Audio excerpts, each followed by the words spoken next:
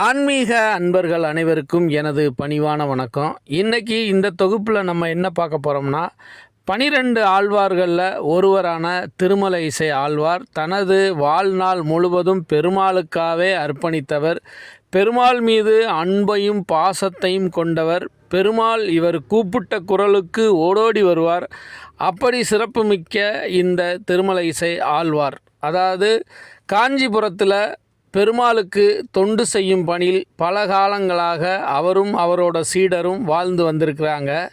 அப்படி பெருமாளுக்கு தொண்டு செய்யும் வேலை அவர்கள் செய்து கொண்டிருக்கும்போது அந்த நாட்டோட அரசர் ஒரு நாள் மந்திரி சபையில் என்னை பற்றி புகழ்ந்து இந்த மக்களுக்கு புகழாரம் பாட வேண்டும், அப்படி புகழாரம் பாடும் ஆட்கள் யாராவது இருந்தால் சொல்லுங்கள் என்று மந்திரி சபையில் சொல்லியிருக்கிறார்.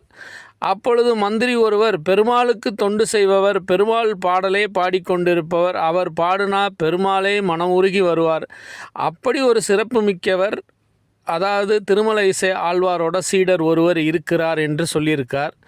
உடனே மன்னர் அவரை நாளைக்கு நம் அரச சபைக்கு அழைத்து வாருங்கள் என்று சொல்லியிருக்கார்.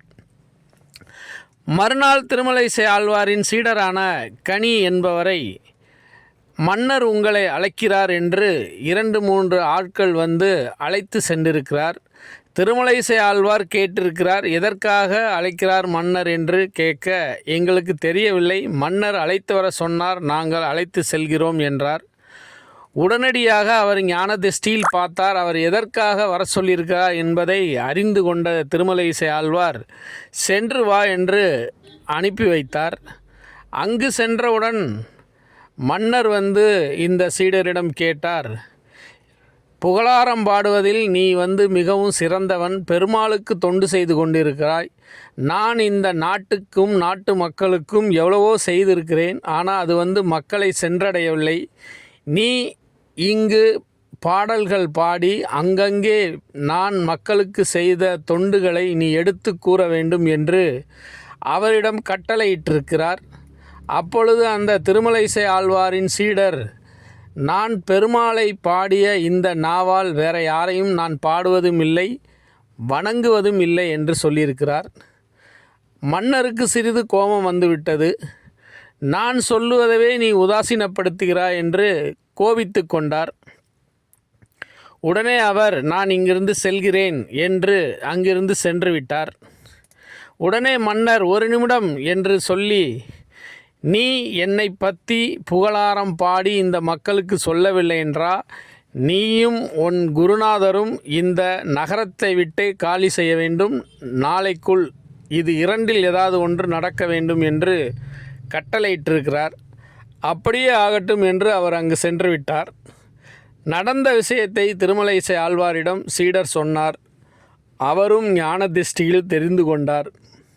உடனடியாக மன்னர் ஏதாவது ஒன்று சொன்னால் அதை நிறைவேற்றி விடுவார். அவர் சொல்லை நம் தட்ட வேண்டாம், நம் இந்த நகரத்தை விட்டு காலி செய்துவிடலாம் என்று திருமலை இசை ஆழ்வார் காலி செய்வதற்குண்டான வேலையை தயார் செய்துவிட்டார். பெருமாளிடம் போய் மன்னர் சொன்னதை திருமலை இசை ஆழ்வார் சொன்னார். நாங்கள் இந்த நகரத்தை விட்டே செல்கிறோம், நீயும் எங்கள் கூட வந்துவிடு பெருமாளே என்று பெருமாளிடம் சொன்னார். உடனடியாக, நீயே செல்லும்போது நான் எதற்கு இங்கே இருக்கேன், நானும் உன் கூடையே வருகிறேன் என்று பெருமாள் திருமலை இசை ஆழ்வார் கூட பின்தொடர்ந்து சென்று விட்டார். சிறிது நாட்கள் ஆனது. அந்த நகரமே இருள் சூழ்ந்து போய் இருந்தது.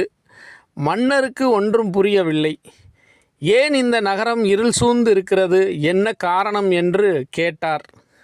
அப்பொழுது நம் சொன்னபடி ஆழ்வார்களும் அவர் சீடரும் இந்த நகரத்தை விட்டு காலி செய்து விட்டார்கள். அவர்கள் சென்றதிலிருந்தே நமது இந்த நகரம் இருள் சூழ்ந்தது மாதிரி இருக்கு என்று அவர் சொல்லியிருக்கிறார்.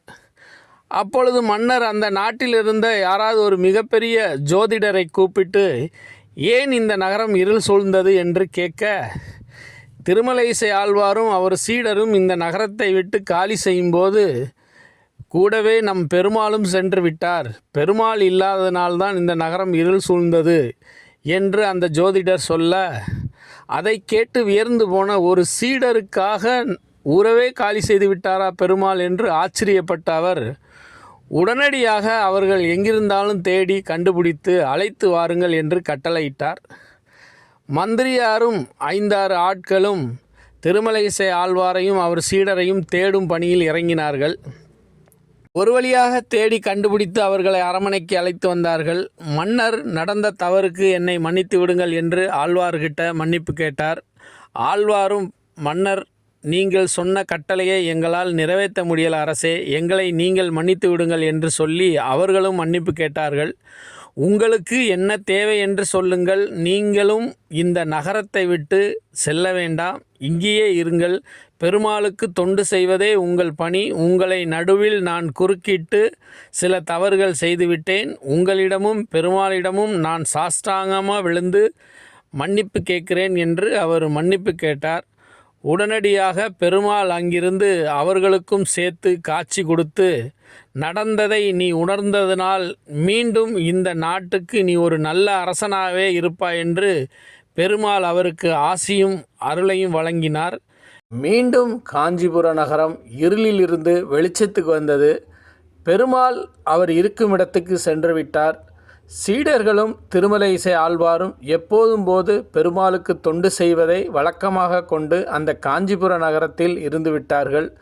அந்த மன்னருக்கு பெருமாள் சொன்னதுபடி அந்த நாடே செல்ல செழிப்போடு நிறைவாக இருந்தது. அப்படி சிறப்புமிக்க இந்த திருமலைசை ஆழ்வாருக்கும் பெருமாளுக்கும் உள்ள நெருக்கம். அடுத்த ஒரு நல்ல தகவலில் உங்களை சந்திக்கிறேன். நன்றி, வணக்கம். நம்ம பதிவு பிடிச்சிருந்தா மறக்காமல் எல்லோரும் சப்ஸ்கிரைப் பண்ணி, லைக் பண்ணி, ஷேர் பண்ணுங்கள்.